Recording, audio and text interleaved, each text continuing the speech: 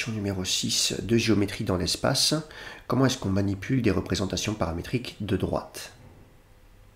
Donc c'est un exercice d'application classique. Il n'y a que la question 3 petit b qui peut poser problème. Un petit rappel de cours. En classe de seconde, on voit ce que c'est qu'une équation cartésienne de droite. Quand on travaille dans l'espace en terminale, il n'y a plus de notion d'équation cartésienne de droite. On verra plus tard dans l'année que par contre on peut parler d'équation cartésienne de plan. Donc pour étudier les positions relatives de deux droites ou les positions relatives d'une droite et d'un plan, on va utiliser ce qu'on appelle une représentation paramétrique d'une droite. Donc pour avoir la représentation paramétrique d'une droite, on a besoin d'un point qui appartient à cette droite et d'un vecteur directeur de cette droite.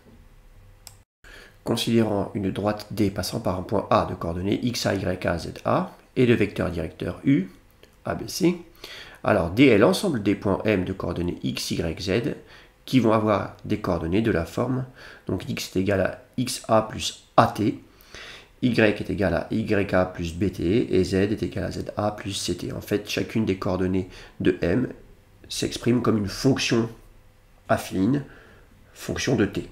T est ce qu'on appelle le paramètre de la droite. Première question, c'est une application directe. Donner une représentation paramétrique de la droite D. On donne un point qui appartient à la droite D, le point A, et un vecteur directeur de D, le vecteur U.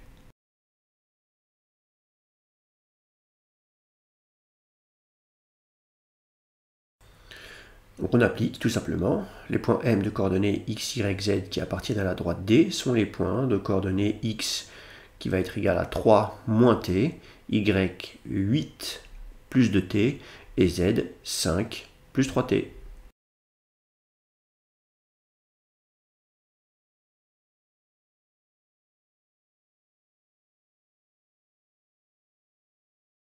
Alors l'inverse, c'est une application directe également. Donc les constants 1, 8 et moins 2, eh bien c'est les coordonnées d'un point de la droite. Donc le point B qui a pour coordonnées 1, 8, moins 2 appartient à la droite des primes. Et les coefficients 1, 4 et 2 qui sont en produit avec t' sont les coordonnées d'un vecteur directeur de la droite. Les coordonnées de V peuvent donc être 1, 4, 2.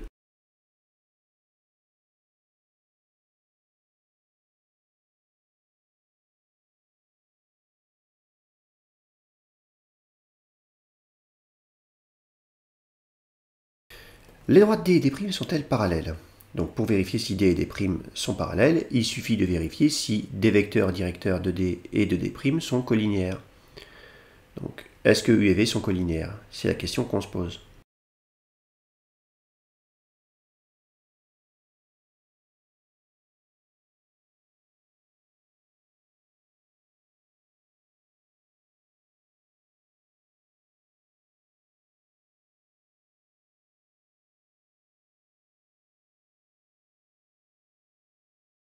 Si on regarde l'abscisse de U, moins 1, il faudrait le multiplier par moins 1 pour obtenir l'abscisse de V, 1.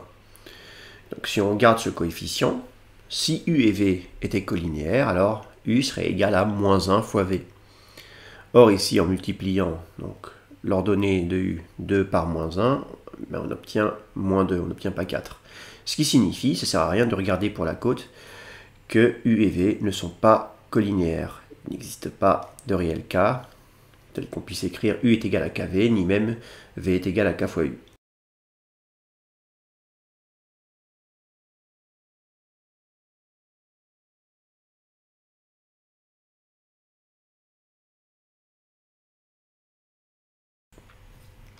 Question 3b, c'est la question un petit peu délicate. Les droites D et D' ont-elles un point d'intersection?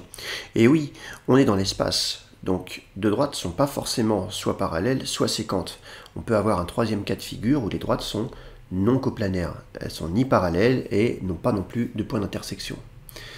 Donc, on va vérifier. On sait qu'elles ne sont pas parallèles par la question 3a. On veut déterminer maintenant est-ce qu'elles sont séquentes ou non.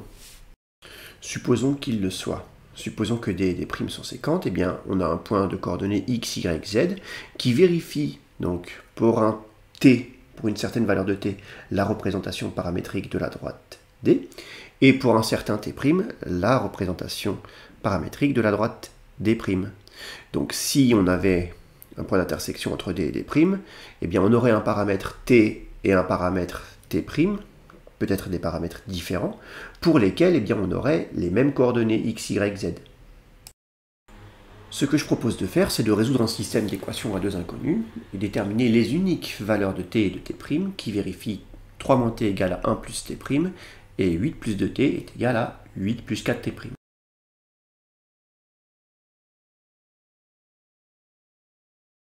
Voilà, on cherche à résoudre ce système d'équations à deux inconnues. Donc on va passer donc, par exemple les inconnus à droite et les constantes à gauche. On obtient 2 est égal à t plus t' pour une ligne et pour l'autre ligne 4t' moins 2t égale 0.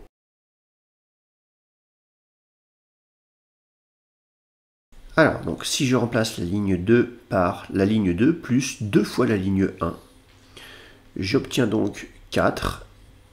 Les t vont disparaître puisque je vais avoir 2t moins t. Et je vais avoir 6t'.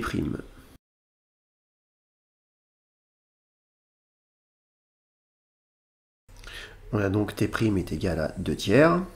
En injectant 2 tiers à la place de t' dans la première ligne, on obtient t est égal à 2 moins 2 tiers, c'est-à-dire t est égal à 4 tiers.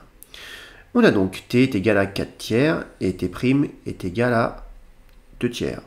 Alors, ce qu'on s'est dit, je fais un petit rappel, on s'est dit que si d et d' sont séquentes, c'est que pour un certain paramètre t et un certain paramètre t', on va avoir les abscisses égaux et les ordonnées égaux. Ça, c'est ce qui nous a permis de trouver t est égal à 4 tiers et t' est égal à 2 tiers. Maintenant, avec ces mêmes paramètres-là, normalement, les côtes doivent être égales aussi. Donc, il ne reste plus quelque chose de primordial à faire. Il faut qu'on vérifie si 5 plus 3t pour t égale à 4 tiers est égal à moins 2 plus 2t' pour t' est égal à 2 tiers. Si on a égalité, c'est que les droites sont séquentes. Si on n'a pas égalité, c'est qu'elles ne le sont pas. Donc, pour la droite D, si t est égal à 4 tiers, eh bien, la côte est égale à 9. Et pour la droite D', pour la valeur de t' est égale à 2 tiers, on trouve donc moins 2 plus 4 tiers, on trouve moins 2 tiers. Ce qui signifie que les deux droites D et D' ne sont pas séquentes.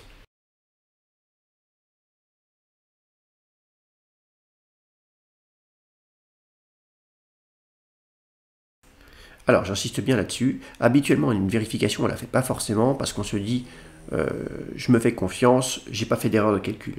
Là, par contre, la vérification qu'on fait, est-ce que la côte qu'on trouve pour la droite D et la droite D' avec les différents paramètres qu'on a trouvés est la même?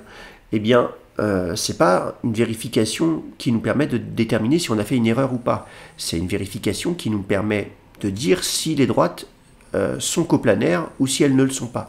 Donc elle est primordiale.